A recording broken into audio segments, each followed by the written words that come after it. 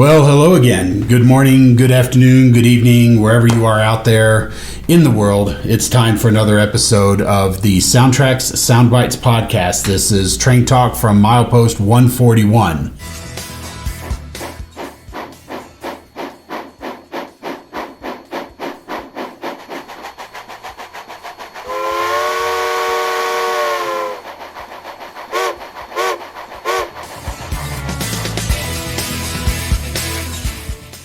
What was interesting is I was talking to some friends, or not friends necessarily. I was on an industry call the other day, and somebody said, "Yeah, you guys got a podcast now from milepost 141." And I said, "Oh yeah, you don't know the significance of that, do you?"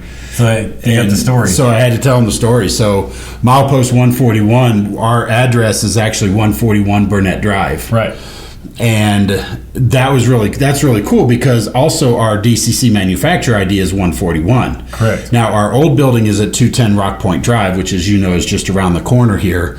But what's interesting about it is that when this property was over and it was addressed 141, we meaning the boss lady and the boss man, automatically bought the property and had it with 141 with the future plans to expand and build in this property. So it's kind of a cool little story. So yes. So we actually are talking from, well, I guess street address 141, but right. It's close enough for government work, right? Right, and if you get a SoundTraxx decoder and read CV8, it'll come up 141, like George said. It's exactly. our identifier number, and it's on your decoders, each of them. Exactly. So, sorry, I didn't mean to jump on, and let's do a quick introduction. Of course, you guys know I'm George Bogatuk. If you haven't been tuned into the channel or watching our YouTube videos, first off, what are you doing?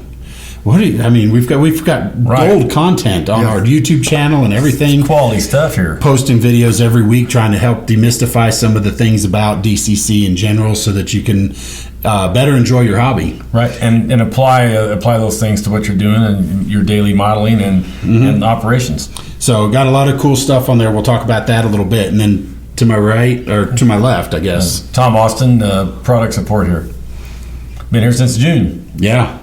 Feels like it's been a lot longer than that. It does. Some days are better than others, but I'm glad to be able to help people on the phone, and I learned stuff along the way myself. So. Although that's funny, the way I said that sounded like it was a bad thing. Yeah, right. It can be. I mean, oh my God, it's been so long. It's just dragging on every day. Seems like 7 years. You get that 7-month itch. Yeah. It's been. I haven't worked a day. It's been a great experience so far. I enjoy every day. See, some of you guys have heard me say that too. That's not prompted. That's him going completely on his own. It's great to be able to work in the field, and a passion of mine for years, and then talk to fellow modelers every day and relate to them on the subject of model railroading, DCC, sound. It's great. Yep, absolutely. Yep. So with that, just got a couple of things here. I want to show you. These are the new products that we've got on our shelf now. We got we talked about it last time, but we've got this nice cooler tumbler thing. Let's see. This thing, from what I understand, I haven't used this yet. I just got mine today. Yeah. But I'll replace it. I've got my Bucky's over here still. My Christmas Bucky's. I got to use that while I can. That's a higher capacity one. And it's a little bit higher capacity, but we got this stainless steel tumbler. It's got the nice little retractable thing there, and you can show off your SoundTraxx swag. And then for those of you guys who either collect the plushies or you guys follow the story of Nancy, one of the co-owners, her little mutts, the golden retrievers, we got ourselves a little dog plushie here for you too as well. Sam and Isla. Yeah, Samantha and Isla. Yep. So yeah, that's a neat little addition there. So you can get these. Now these are limited edition things. These are, once they're out, they're out. So be sure to get your orders in for these right now. You can get them at SoundTraxx.com. So with that, let's talk about some projects. You've got another project in the works with us here. Yeah, I just basically keep stuff on the back burner until it's time to, oh yeah, I forgot about that. This is a Bluford Shops. It's an undecorated. They're rare these days, getting undecks. But this will be no surprise. It's a Missouri Pacific caboose. Goes with the SD40, your project over there. Anyway, this one's going to be your basic Missouri Pacific, bright red or vermilion red You mean those transfer cabooses? Yeah, everybody calls them. It's not a transfer caboose. It's actually a full road caboose designed by both Missouri Pacific and International Car. And they built 352 of them, I believe, in the combined workforces of Sedalia and DeSoto. DeSoto built the cars like this as they looked. And they transferred them to Sedalia to, put the furniture in them, the wiring, all that, and they painted them and decaled them, put the decals and stuff on them over there. So I won't be taking mine to Sedalia to finish it, but I'll be doing it here in Colorado. But at any rate, what it'll be is your basic Missouri Pacific short bay window caboose, vermilion red, with all the, and basically you'll have the SoundTraxx SoundCar in it, or I'm thinking about a Blunami 1100. Put it in there just to have the Blunami connection. But in either rate, it's going to have a SoundTraxx decoder in it and lighting and your basic, of course, KD scale 58s instead of those. Those are number 5s. There's nothing wrong with those, but I'm going to put 58s on it. I'm like you. I like the scale knuckles because that's what you can see here on the SD40. And it'll have lights. The lights on the the awning lights, the flashing light, the backup light, and then I've thought about these lights here, but the courtesy lights. They're going to be tough because the wires are going to be really visible and they're out of scale. So probably not. They'll just probably be on there. That sounds like a challenge. Yeah, challenge you. It would. It would be challenging. And as George explained, like the roof and stuff, probably have to cut the roof open. Yeah, that's what. Here you won't have to with this one, but for a painted one, you'd have to cut the roof open to be able to put something in there. But here, no, you could just take the top off of it and do it that way. Well, I did forget about that because I did cut the roof out. I got me a Dremel and just went along there and just cut the top of that roof. I saw it last night. You mentioned that. I was like, I could just cut that out with a Dremel. But anyway, I forgot about it. That's what. That's how the painted ones would be put. Because I asked George about the painted ones, and when they have the hand railing and stuff. Like, I don't want to tear it up with it. That's all you're going to do is take it out and go through the roof, and then, like you said, carefully put your wiring down through the base here and into the frame. I did one. The wires were on each end, and then just came through the sill, and then went through the sill to the middle there. Yep. So it's hidden well inside the model, and I've done 2 of them now. But I only put I think I only did the red ones because the kit itself or the model itself comes with a dummy red casting. So all I did was drill that out on the 2 just for the time being. And and I thought about the same things. You could do that and leave it on there, and then run your wire up and then down like inside the car.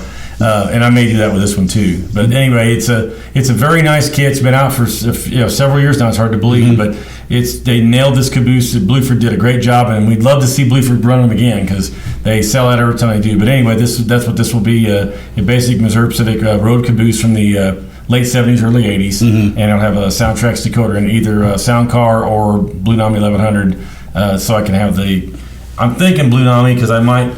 Even though it's not a SoundCar, I could use it like that with the air brakes and things. Yeah, you can still do that, and you may not have as much of the air whistle choices as you do, but you can turn off all the other sounds, get the wheel clickety clack, the brake squeal, the and all that stuff, and the brake line. Yeah, exactly. So I might go with either the electric or it just depends. We have the 1100 in all of sound profiles, so I got a lot to choose from. Yep, absolutely.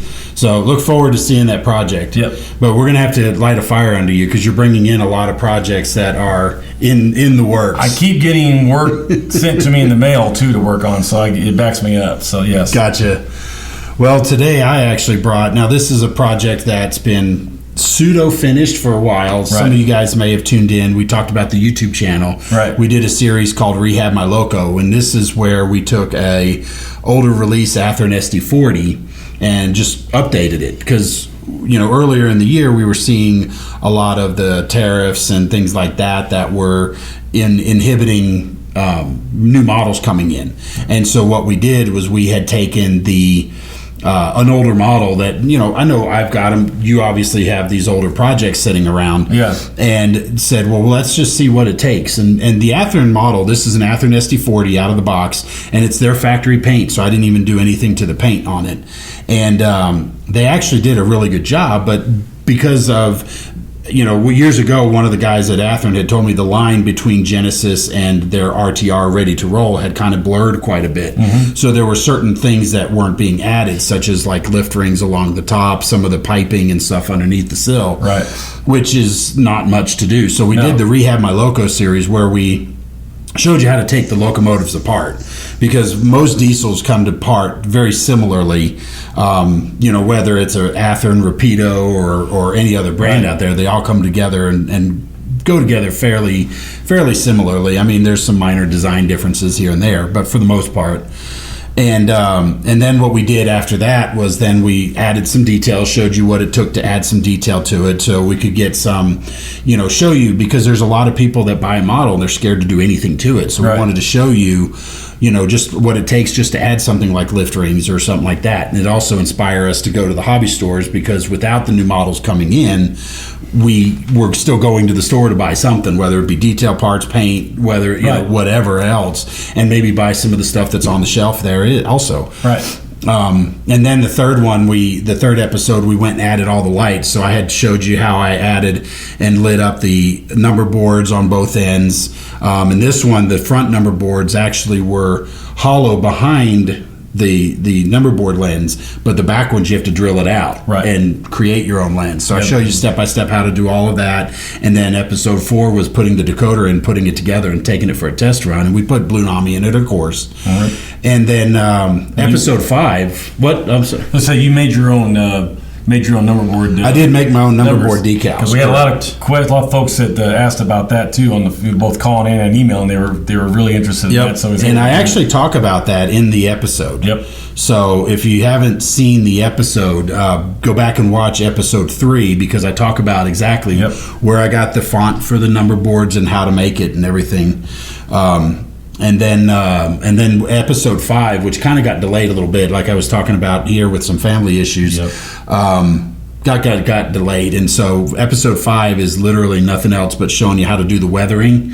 And I added those magnetic air hoses and MU cables on the front and rear of the locomotive, just to show you, just to finish it off. Right. Because nothing's cooler than when you come up to the locomotives or the freight cars or whatever, and your magnetic lines connect. And then between each of the locomotives, you got the MU cables.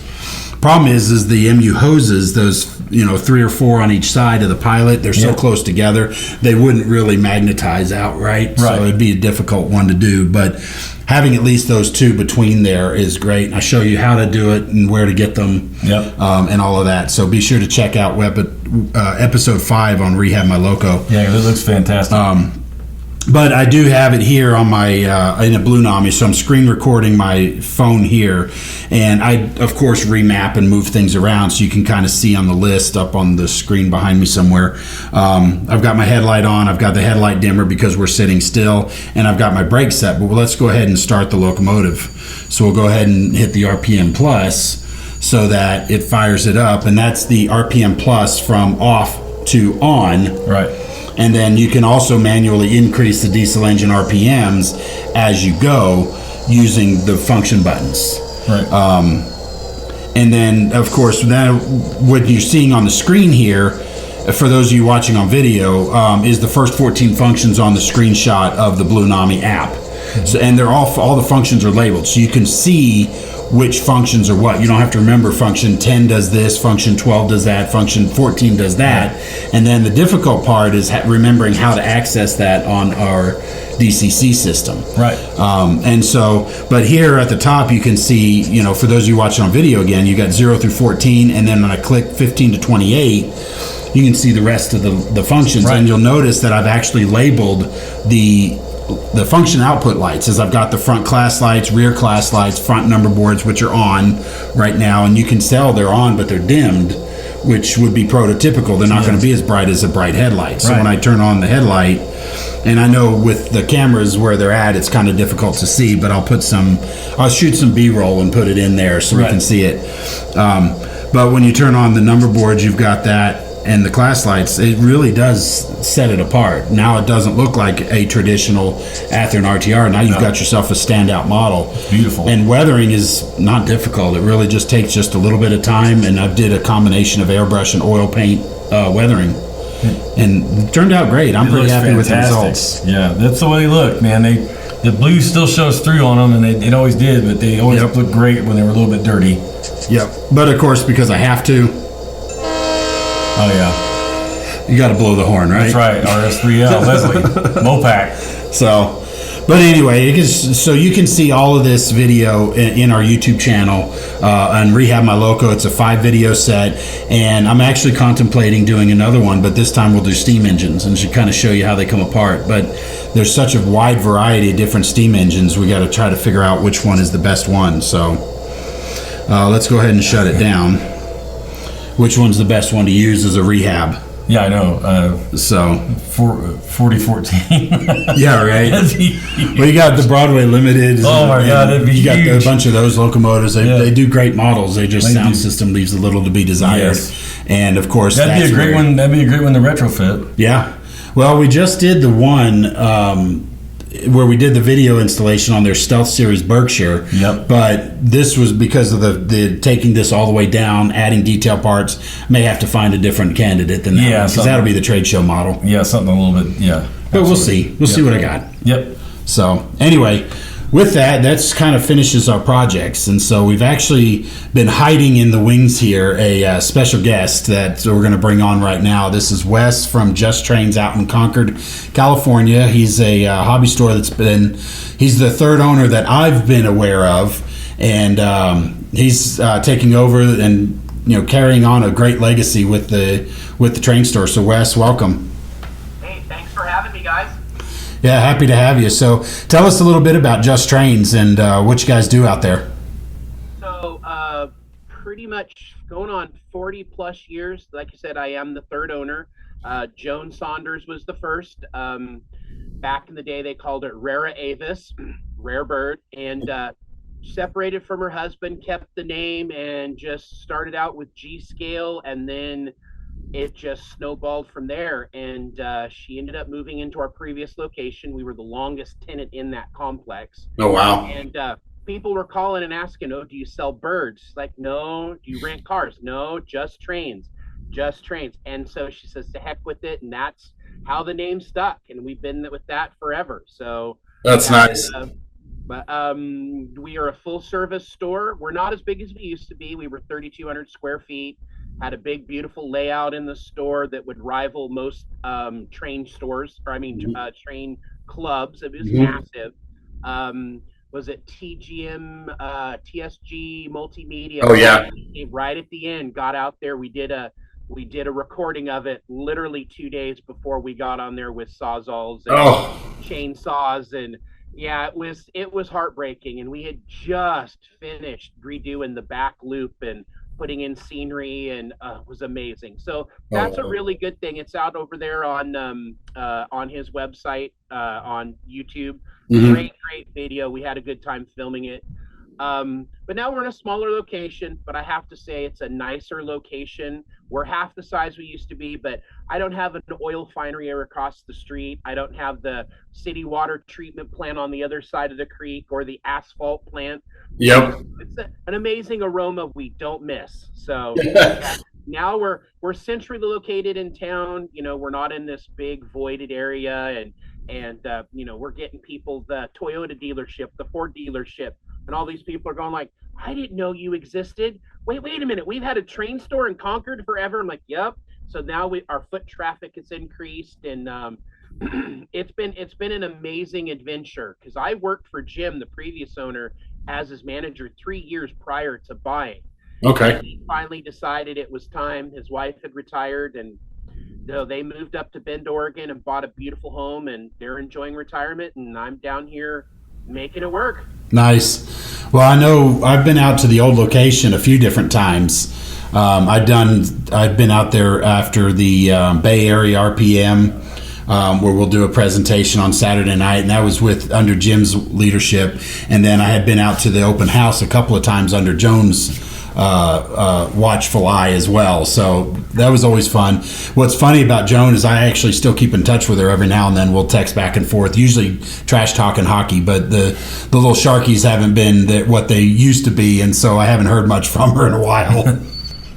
Yeah, my daughter's into the Sharks, and she is constantly seeing her at the dinner table, flipping the phone, going, and you see her like, oh, and then she did a little happy dance because she knows that, they made a score. That's awesome. But that old layout was actually pretty good, and John did a good job. I actually watched that video when it came out. I watched John's TSG multimedia video, and we've done some stuff with them as well. Yeah. He did a great job highlighting the layout and showing the store and everything. So the good news is while you've had, you got a smaller size, you still have the same passion and the same customer service. Yep. Oh yeah. We have a full-time repair person in shop now that does our DCC install. We've got an intern in here learning how to do repairs as well. We work with Engine House Electric Trains and Gridley for all the pre-war, post-war stuff. Okay. Scott Douglas, great guy. So we stay in touch with a lot of the owners. I know, sad we've lost a couple stores over the last couple years. Pogies has gone in Roanerd Park, and AC Euro Trains in Stockton. They finally closed just a couple months ago. So, I mean, it's just me and the train shop down in Santa Clara right now. Right. Now, those are the two big ones right there in the Bay Area.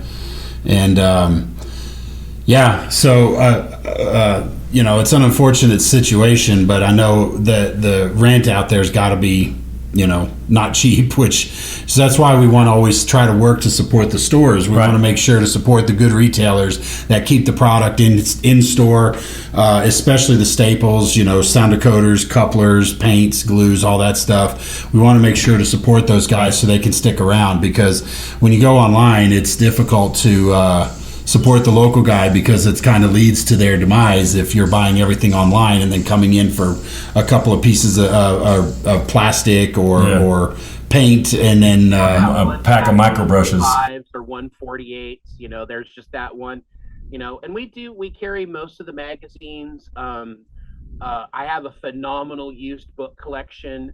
We do a lot of trading and selling used product. Okay.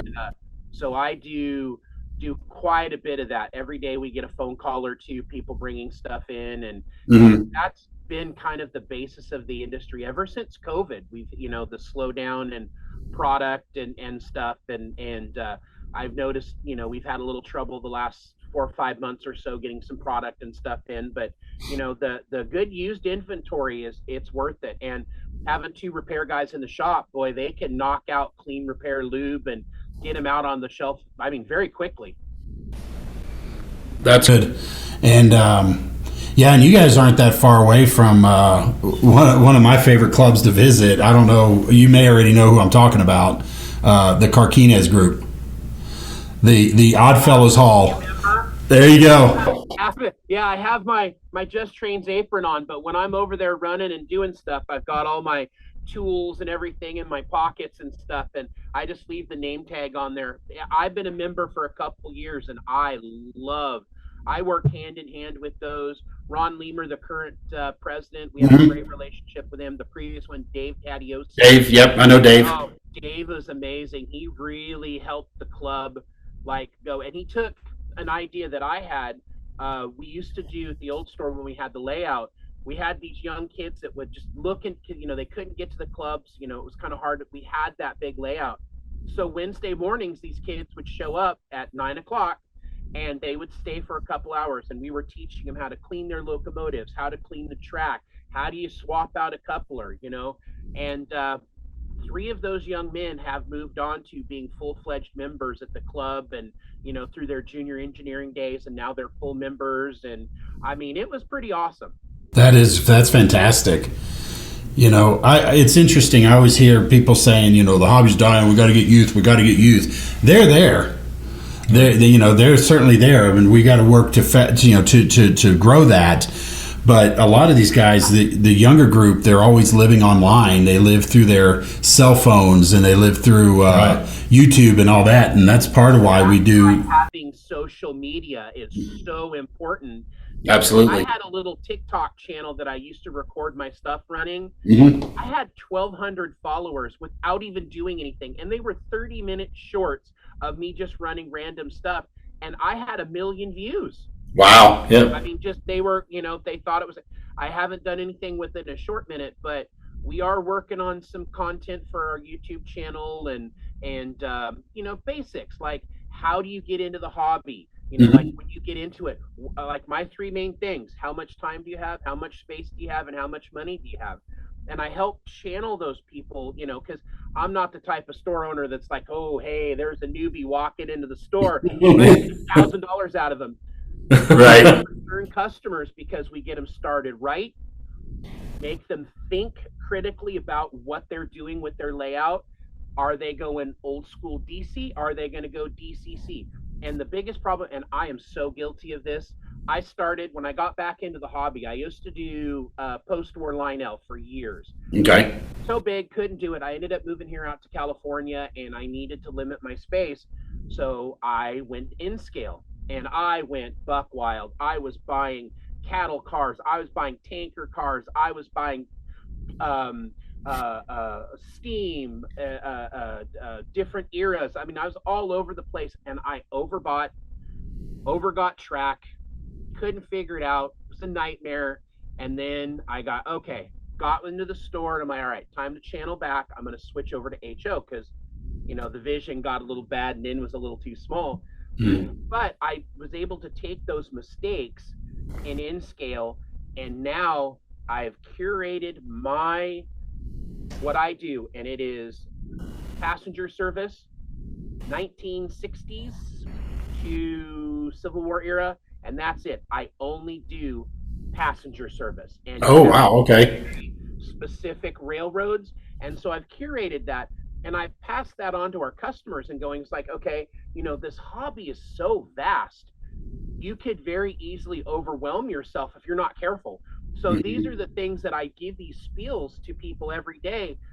It's time to put that out there to the greater people. It's like, you know, hey, you're wanting to get into the hobby, take it slow and steady, because a lot of these guys come barreling in and they're like, I want to do this and that, and they're just overwhelming themselves, and then 6 months later they burned themselves out. They're overwhelmed because there's so much out there. Yep. And so yeah, that's kind of where we're headed with, you know, these people are asking the questions, so it's not just one in the store. It's got to be 5 more out there in the world, you know, that are trying to figure out how to get in the hobby. Best ways to do it without breaking the bank, and that's the good customer service. Keeps everybody coming back to us because we give the advice freely. We're willing to sit down and have that conversation with you, and we're asking your dreams and your hopes of what you want to do in the hobby, not a, hey, that's a dollar sign, let's get as much as we can, because I would rather have a repeat customer for 10 years versus that one customer who came in and only spent $1,000. I'd like to be able to get that $1,000 over a period of time. So that's where it's at. It's the customer service, smiling, getting them in here and keep him coming back. You know, that's it, retaining the customers. And you were talking about the young guys. The other day, I was standing with Dave Tadiosin at the club. We were in the workroom, and he just looks at me and he's like, I would never have seen anywhere in a hobby where, you know, in a club setting, there were 5 people under the age of 18 sitting at the table. Oh, wow. At least 4 or 5 35 to 20-year-olds sitting there. They're all talking. They're all engaged. And he says, I would never thought that we would have this group of young generation sitting here talking about the hobby, because, you know, it's usually thought of as an old man hobby. Right. It's not. The younger people are there, and it's spectacular. I'm glad that the club has made the effort to bring the young people into the store and have them there and into the club, because then we can project out and go, okay, here's the European train enthusiast, here's Carquinez Model Railroad Society, you know, here's Golden State Model Railroad. Like, we've got so many clubs in a 50-mile radius. I mean, you can't shake a stick without hitting a depot and a train club, which is awesome. Yeah. That's awesome. What's interesting is this conversation I was talking about yesterday or whatever recently online with the model railroad people. We were talking about the youth, because everybody thinks, you know, the old school thought of train of thought was always get the 4x8 and do the loops and let them run around. But you do loop a few times, you're like, yay. Yeah. Okay. Right. All right, what else is there to do? Yeah. You know, but if you start them off small with a small switching layout, like you said, you can start them off small, plant that seed, give them get them an engine, get them a couple of cars, there's a little bit of track, an industry, or something like that, and they can put that on top of their bookshelf in their own room, even pre-graduation out of high school. Gives them something to start with, and especially now with Blunami, because how many kids are walking around with these things in their hands anymore? Right. So Blunami really at the clubs we run Y throttle and other stuff on our phones. I'm over there running it. All my locomotives, I have them all in my roster. They're curated. I'm running from my phone. I mean, it is an amazing crossover, because these youngsters are now going like, oh, if I can run it at a club, can I run this at home? And like, actually you can. Yep. And that's where we definitely talk about the Blunami, because I had an old Broadway Limited Penzi T1.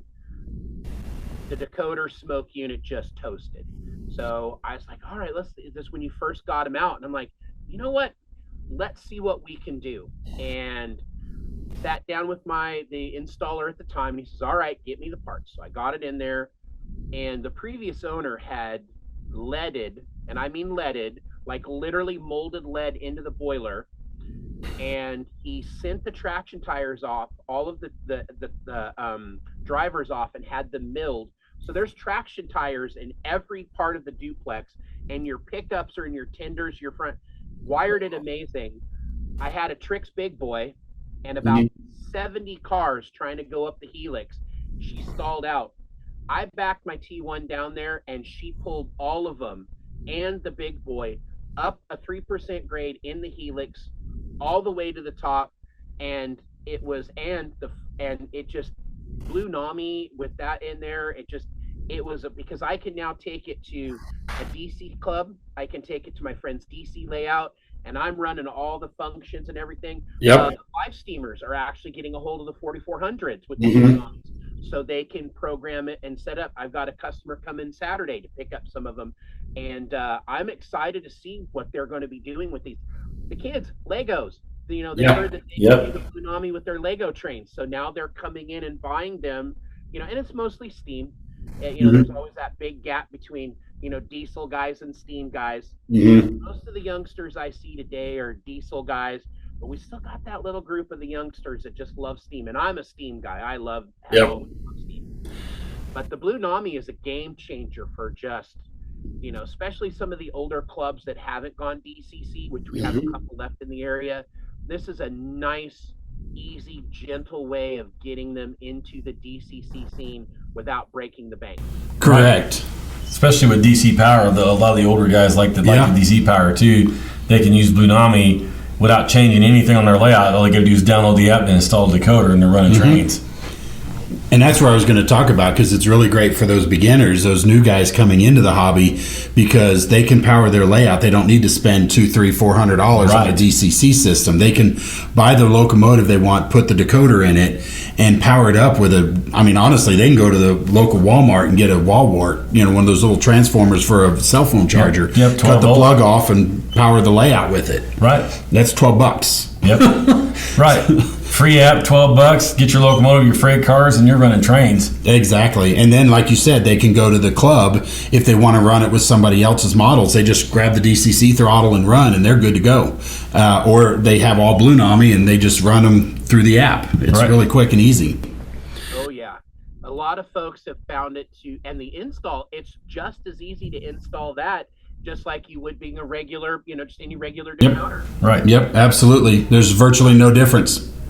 No, it's and with the all the different board styles we have, we've made it pretty much fit just any interface. And like you guys said, it'll fit just any locomotive.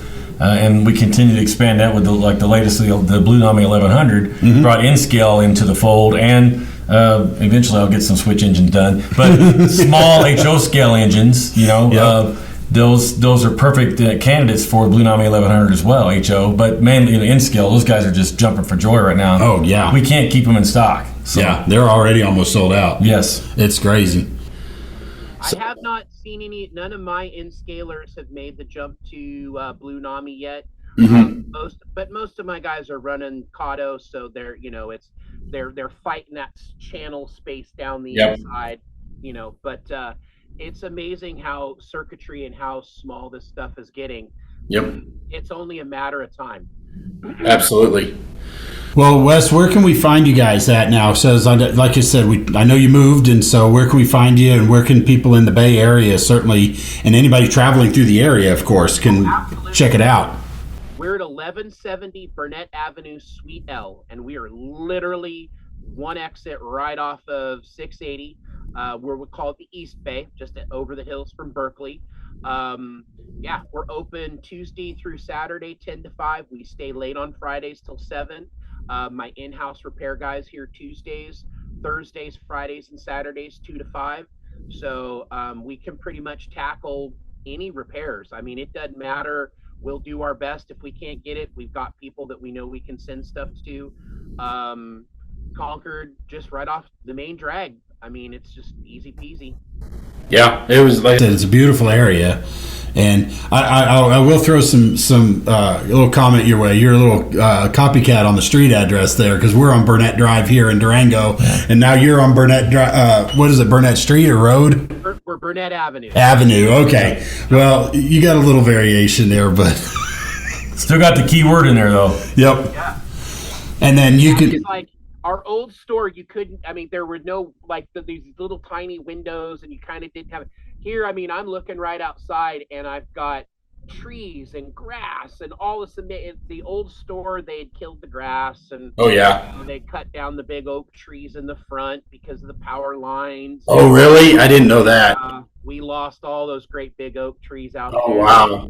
And the aspen trees that we had in the little grass area in the front, new complex owners bought it, and they did some upgrade. The paint job was amazing, but they didn't want to do anything with the landscaping. So it just all kind of went, it's like, it's not it lost its curb appeal. And Sure. and it was sad. I get where the company was coming from, but it was pretty steep increase in rent. We just couldn't make it work. It just wasn't in the books, but it was worth it moving to this location, even though we just had some issues with the roofing, and that was a whole nother oh Lord.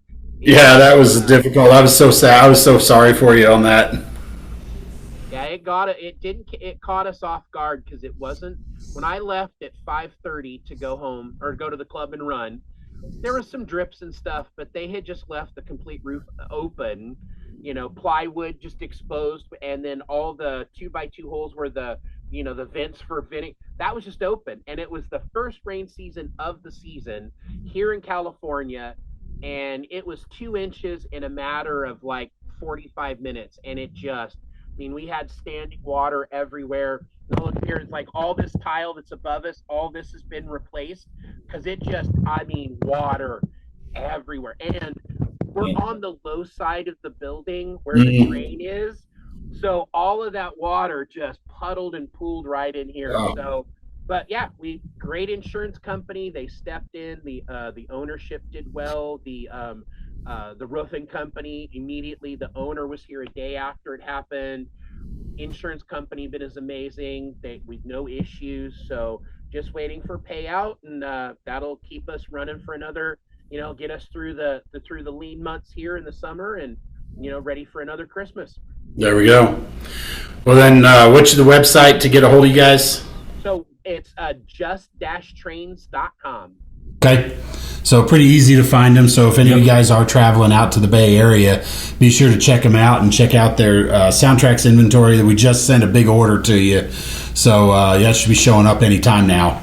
Long time a coming. Everybody's jumping for their everybody needs their keep alives. Yeah. Getting a little dirty, so let's get those keep alives installed. Current keepers. You got to say it right. It's the current keepers. Current keepers. Right. I mean, I won't get into the side story, but that was a term we had used for years, and then through some weird stuff, it's not ours anymore. I'll leave it at that. But anyway, so we use the term current keeper. But yeah, that's great. We got that out to you, so you'll be seeing that pretty good. So we appreciate your time coming in. And hopefully it's helpful for you. And guys, go out and visit them. They've got a great store, great people. We want to make sure we keep these stores going, so be sure to check them out. All right. So with that, I think we're pretty much getting to the close of the show today. Wanted to talk about, I think this is going to post right before the holidays. Right. So just wanted to remind everybody that for the holidays, for Christmas, we're going to be closed on December 24th, which is Christmas Eve. Of course, Christmas. And then we're actually going to take the 26th off as well. Oh, wow. To have a nice big long weekend for everybody to spend time with family and friends for the holiday. And then we'll be back Monday the 29th. And then the next closure, of course, is New Year's Day. I mean, you guys know we're big late night party animals, and so we got to have the morning to recover from the party animal, the night, the drunken stupor, and all. Yeah, for me, it'd be watching football games more than likely. Yeah, I know. The Illini, Illinois in a bowl game again, 2 years in a row. I mean, that hasn't happened in years.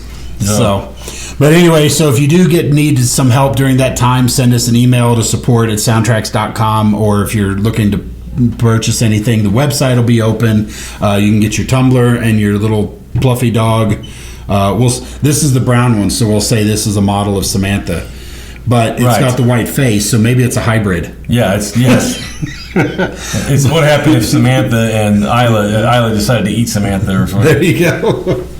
But anyway, these will be available on our website. You can shop in there, but we won't be shipping, obviously, between the 24th and the 29th. So if you do put an order, we'll get them out as fast as we can. Beyond that, if you need support, email our website or email us, support@soundtraxx.com. Check out the documents if you need help immediately. We do have user's guides on our website. You can find under support and then go down to documentation. That'll pull out the manuals. And the user's guide, make sure I emphasize the user's guide, because the user's guide are there to help explain how all the features of our decoders work. So be sure to check that out, especially if you're using any third-party programs to do your CV adjustments. Just go read how we tell you the feature works. Most of that's covered in Chapter 1. Right. And then the rest of the chapters explain how to modify or change the behavior. So a lot of that information can be found, but if you do get stuck or need help, shoot us an email and we'll get back to you as soon as we're back in the office. Right, and the technical references accompanies that, and that works really well, too, for you to find, like George is saying, find your spot. If you're using one of those, Decoder Pro or whatever, you find that CV you're working on, go to the technical reference. It accompanies the user's guide, and then, like George said, you could expand and go to the user's guide as well. Both of them work hand in hand, and they're both available there under resources. But the user's guide explains it. The technical reference just shows the CV bit structure. Right. So if you don't already know what the CV does, it gives you a brief description on it, and it does give you. Both of them are very well done, and I like them both because, like I said, they work hand in hand, and it tells you the related CVs to it. And like you're saying, if you're doing that, then. The other thing I love about the thing, and I want to explain that to people too, is the table of contents. The guys have the table of contents that's indexed, so you don't have to scroll all the way through it. You can just go to the table of contents on the user guide and just click on that, and it'll take you right to that part of the book. Yep, so, absolutely. The manual. So anyway, we hope everybody has a great Christmas and happy holiday season from all of us here at SoundTraxx. Again, we thank you for all the support that you've given us over the years. You've helped us make make our year successful, and certainly help make us not have to work at a real job. We get to sit here and sell model trains. It's like Christmas every day. There you go. And we really appreciate our customers, and we're here for you guys, and so we wish you all a happy holiday season. Mm-hmm. So with that, I think we'll go ahead and sign out. So, guys, this has been the SoundTraxx Soundbites. This is Train Talk from Milepost 141. This is podcast number 35, which is Season 2, Episode 22. So we've been posting these just about every 2 weeks. Yep. So it's amazing how time flies. It is. I mean, it's almost a new year. I mean, it's just flown by. It'll be here in a week or so from the time that this posts. So can we say we'll see you next year? We'll see you next year. We'll see you next year, folks. All right. Thanks for watching. Bye now.